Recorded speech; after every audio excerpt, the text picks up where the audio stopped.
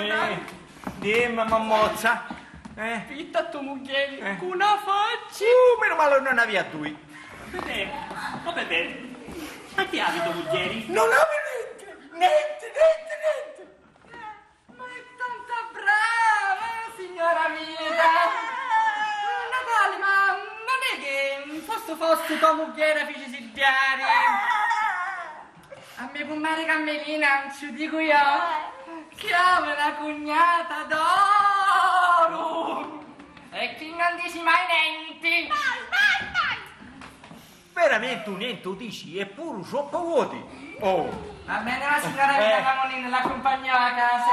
Mammozza, non mi fare più predichi, perché ti guardavo che c'è la sorella di predica e ne sono tutto già troppi, a salutare.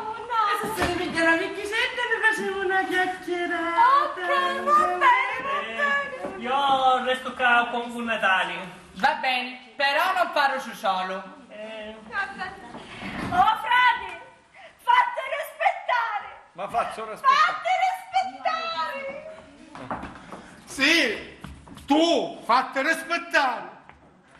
Perché io mi ficerò magari.